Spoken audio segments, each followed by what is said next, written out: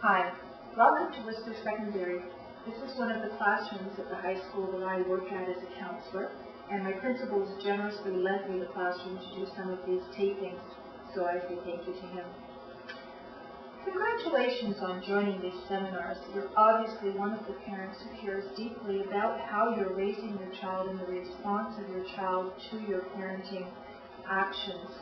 So hopefully in this series of seminars, you'll learn the kinds of things that will help you in creating a really positive relationship with your child. Your child is a lucky person to have a parent who's already showing that they're willing to put energy into their relationship. One of the things I think is really important for you to know is some of the things that are common amongst teenagers. Of course, as parents, we like to think that there's no other teenager in the world like ours, and that's true. Keep thinking that. But there are some generalities amongst teenagers that there's no escaping. And they affect how we feel about ourselves as parents, or they can if we're not aware of the impact that they're having on us and aware that all teenagers are struggling with these same things and have these same characteristics. So it's going to be helpful for you to hear some of these at least. The first thing I want you to know that's really important, and you probably are already aware of it, is that all teenagers go through significant hormonal changes. And that affects their mood swings, their moods so that they swing often, and it affects how they feel about themselves, because being up and down, as they are with hormone changes, leaves them feeling just a little bit insecure. And who's the easiest person to lash out with these strong kinds of feelings that they're feeling? Obviously, you, the parent. So you need to recognize that it's not something that's coming at you personally because you're being a bad parent. It's something that's inevitable. With strong parenting skills, you can support the child through that. You can give them other skills and other opportunities to deal with their feelings. But as it stands right now, they've got them, and there's not a whole lot they can do about them. And they're really not sure what to do with all these new feelings and bursts that they get. So that's important for you to know. I know that you already know that your child is going through growth spurts. But did you know that that makes your child feel really self-conscious and often sensitive? I don't know what it was like for you when you were a teenager, but I remember I was fairly well developed by grade 6, which was a fairly young age for me. I can remember looking at all the girls in the room and thinking, oh my gosh, I'm so far ahead of them, I must stick out like a sore thumb. Well, I didn't know that every other teenage boy and girl who was sitting in that class, recognizing something about themselves that they didn't like and imagining that everybody else was noticing it. Because that's what it's like to be a teenager. Remember those days? So being really sensitive and self-conscious is something that a teenager, particularly a young teenager, deals with on a day-to-day basis. And it's our responsibility to help them through that time with their self-esteem intact and being able to celebrate the good things about themselves. That's probably one of the reasons why eating disorders has become so prevalent, because of this focus on our image, our body image, and ourself, and the sensitivity that we have to it. Got to do something about it. Got to be more like the other people in the classroom, more like my peers. The second thing I want you to know, and this is probably the most important thing, and it's probably the thing that creates the most havoc in parent-teen relationships, is the need for the teenager to individuate, which means the teenager must gain a level of independence from their parents. So what does that mean? What does that mean, gaining independence from their parents? Well, they can no longer agree with everything you say. They can no longer do things because you want them to do them more than they want them to do them. For example, if you have a child who's a golfer and you love golf and you really wanted to succeed at golf, but your young person is no longer as interested in it as you are. But the pressure is there to continue to be a golfer. The child needs to move away from that. They need to find interest in whatnot that satisfies their needs and their maturity level. So that's what I mean about gaining independence. And teenagers will fight fiercely for that independence, particularly as they get a little bit older. I think about the story of the mother robin whose little bird was ready to fly the coop. Its wings all ready and starts to head off the edge of the nest, and the mother bird grabs it and pulls it back into the nest. Well, because that baby bird needs to fly now, it's ready for that, it flaps its wings and it scratches and it gets away from the mother. The mother bird, if it's continuing to hold on to that baby bird, is creating more rebellion in the baby bird, and ultimately needs to recognize that it's time to let the baby bird do its flying thing. We're very much like that mother bird. It's our responsibility to let the child move towards more independence at a readiness rate. We need to recognize their maturity level and that sort of thing, but we have to allow it to happen. The more that we resist, the more the teenager will rebel, and you know what that means. We get into all kinds of negative dynamics of power struggles and that sort of thing. And it's so easy to avoid. One of the ways that teenagers begin to individuate is by pushing the limits that we set for them. You know, challenging us, taking steps beyond the steps that we've allowed them to take, breaking curfew, you know, the kinds of things. The things that make teachers and parents crazy. So as much as we know that it's normal for teenagers to push the envelope and challenge our limitations, it's equally important for us to continue to create structure for them and set boundaries for them to keep them safe and feeling secure. One of the other things that is very clear if you go into high school is that teenagers need to socialize. They're very social animals, and that's where they get their sense of belonging from, is with a peer group.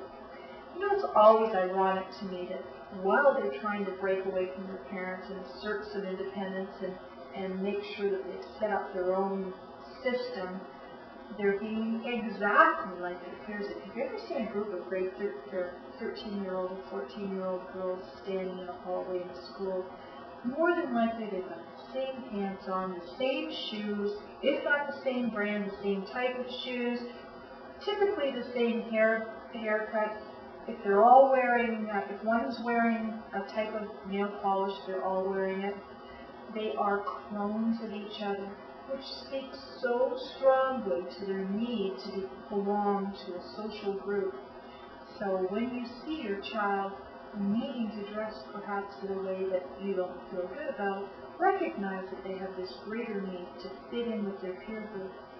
Now, the important thing to know as a parent is that if their self-esteem is intact, they're less likely to do the more harmful things that this peer group expects of them. And more likely than not, they won't hang out with a peer group that has a huge difference in values than they do.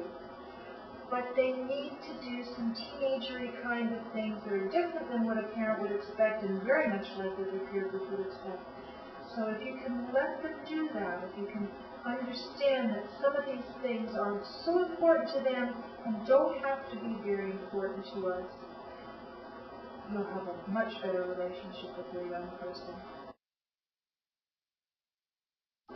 The fourth thing that I want to say to you is that teenagers go through periods of insecurity where they're vacillating back and forth between needing you and not needing you. You'll find one day your teenager will sit on your lap, and the next day they'll push you away, and it's really hard to read them because they're really unpredictable about that. Lots of parents misconstrue that as this is the time that their teenager really doesn't need the things that they needed when they're young. But the consensus that I've learned in working with teenagers, particularly in a counseling capacity, is that they very much need still affection, affirmation, and to hear the words, "I love you." Those are really, really important ingredients in a parent-teenage relationship. It makes me really sad when I hear 18 and 19-year-olds say, sadly themselves, it's been so long since they've heard anyone say, I love you, and they haven't been touched in a long, long time. Now, you and I know that a teenager who's not having those needs met will go elsewhere to have them met. And you know, if they're 13 and 14, you don't want them to be reaching out to other places to have those needs met, but they are needs. Now, a teenager won't always let you know, they won't respond always to it the way that they did when they were a young person and just become cuddly and that sort of thing. But mark my words, it's an important ingredient for those young people. And when it's not there, they miss it. And they need to do something about that. So that's one of the important things that we will see in the seminars as we go along.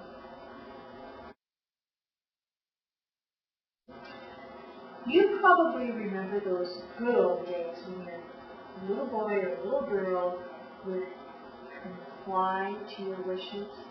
They would see that what you had to say was worthwhile listening to.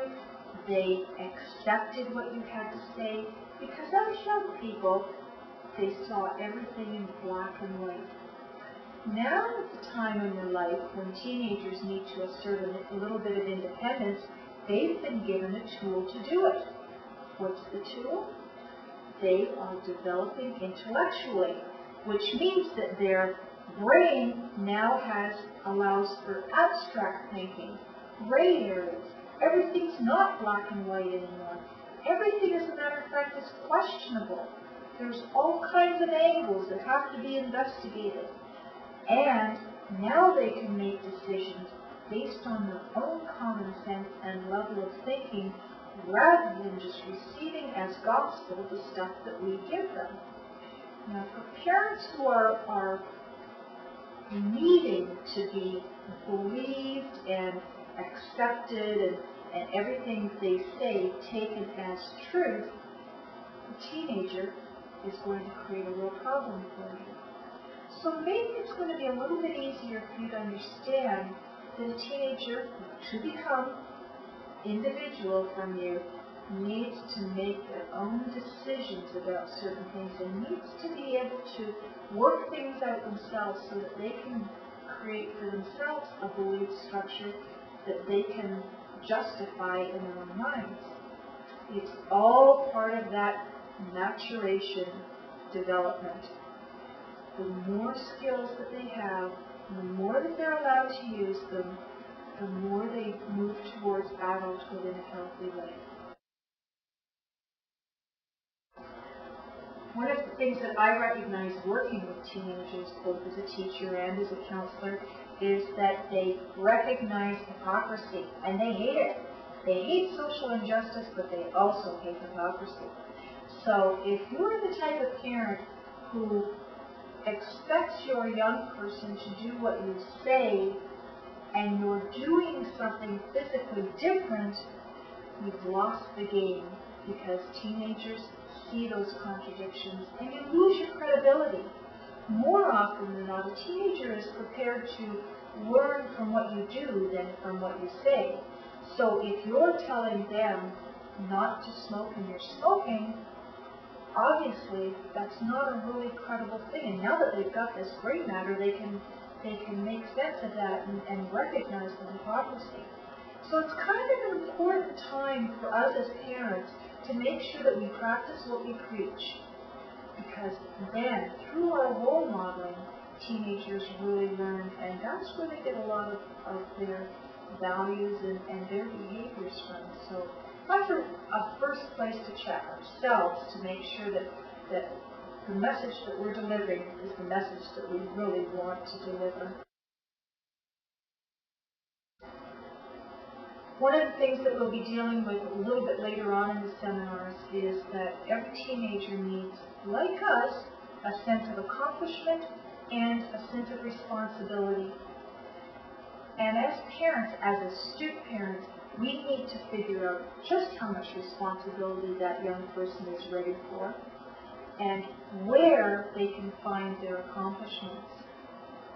So it's important that we involve them in things where they will get a sense of accomplishment, and it's important that we give them enough room and enough responsibility so that they can accomplish things, as well as not giving them too much responsibility, because too much responsibility overwhelms the teenager, and obviously that's going to affect their self-esteem. So it's a balancing act. And as you will find out in future seminars, the very best way to figure all this out is to include the young person in those decisions and the responsibilities that you give them, and let them have some power in what's going on in their own life.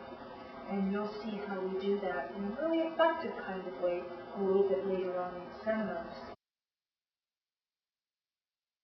Finally, and importantly, teenagers need to have choices. Like adults again, they need to be able to make choices and decisions for themselves, because that's the way they learn as they go into adulthood how to solve problems, how to accept consequences for the kinds of decisions they make, how to correct decisions that they've made incorrectly, how to learn from those decisions. Having a choice and following through on that choice and learning from it is one of the key things in giving your child the tools for adulthood and the ability to do all those things I mentioned. So those are some of the key things that I think you need to know about teenagers. We would love to believe that our teenager isn't going to have any of those kinds of negative things happening, but it's inevitable. They can't avoid it, and neither can you. So the best we can do as parents is celebrate the good things, because our teenagers, each one of them has really special qualities about them that we need to identify, we need to affirm, we need to support, and then we can deal with the other stuff and start creating a positive relationship that will lead that young person into the kind of adult life that you want.